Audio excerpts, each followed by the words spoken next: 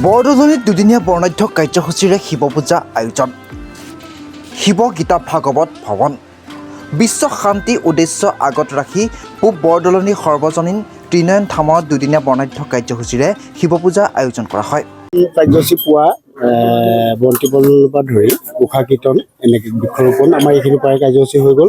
আমাৰ ধৰ্মধ্বজা উত্তোলন আছিল। আমাৰ স্থায়ী এই পূব বৰদলনি সাৰ্বজনীন ত্ৰিনয়ন ধামৰ যিজন স্থায়ী সভাপতিদেৱ লেখন চুতীয়া তেখেত আমাৰ মাজত আছে। তেখেতে ধৰ্মধ্বজা উত্তোলন কৰিলে আৰু এই ধৰ্মধ্বজা উত্তোলনৰ পাছতে আমাৰ এই যি মহান শ্ৰী শ্ৰী শিৱ গীতা ভ্ৰমণৰ যি কাৰ্যসূচী আছিল, এই যে ধৰ্মৰ যি আমি মহান শিৱ গীতা ভাগ যি আমি ভ্ৰমণৰ কাৰ্যসূচী লৈছোঁ, এয়া চাৰিমুঠি জীৱৰ কাৰণে লোৱা হৈছে। উৰণ বুৰণ গজন ভ্ৰমণ। এই চাৰিমুঠি জীৱৰ পৃথিৱীত শান্তিৰে থাকক, বিশ্ব ব্ৰহ্মাণ্ড শান্তি হওক, যুদ্ধ বিগ্ৰহ নাইকিয়া হওক, মাৰি মৰক দুৰ্ভিক্ষ শেষ হওক, তাৰে বিশ্ব শান্তিৰ বাবে আমি যি মহান আজি এই কুম্ভ মেলা যুগৰ যি মহান শিৱৰাত্ৰি, তাৰে দুদিনীয়া কাৰ্যসূচীৰে আমি আৰম্ভ কৰিছিলোঁ।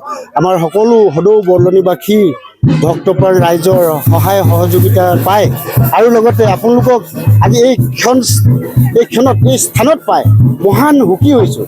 মই এই ধামৰ আজি 4টা বছৰে যি ভুলকুটিৰ মাজেৰে পৰিচালনা কৰি আহিছোঁ মই সম্পাদক হিচাপে, এই যে মই আজি হঠাৎ আপোনালোকক লগ পাম মই ভবা নাছিল। আৰু আপোনালোকৰ এই চেনেল যোগে আমি অসম তথা ভাৰতবৰ্ষত পৃথিৱী সকলোলৈকে আমি এটা বাৰ্তা পঠাব বিচাৰোঁ।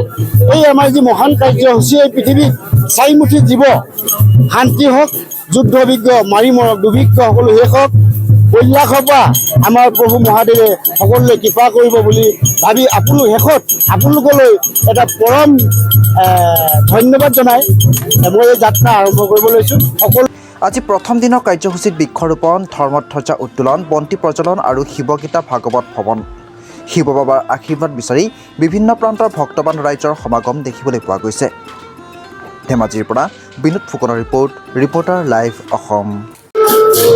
মহানটিৰ কাৰণে আমাৰ যি মন্দিৰৰ পৰা আজি যি কাৰ্যসূচী লৈছে, আমি আপোনালোকক সকলো উপস্থিত ৰাইজক দেখি আমি খুব ধন্যবাদ জ্ঞাপন কৰিছোঁ। যিহেতুকে আজি দুদিনীয়া কাৰ্যসূচীৰে বৰদলনি ত্ৰিনয়ন ধামৰ এই শিৱৰাত্ৰিটো উদযাপন কৰা হৈছে। মহাকুম্ভ মেলাৰ এয়া পৰিছে, গতিকে ইয়াত দুদিনীয়া কাৰ্যসূচী আজি এই শিৱৰাত্ৰি পালনৰ কাৰ্যসূচী আৰম্ভ কৰা হৈছে।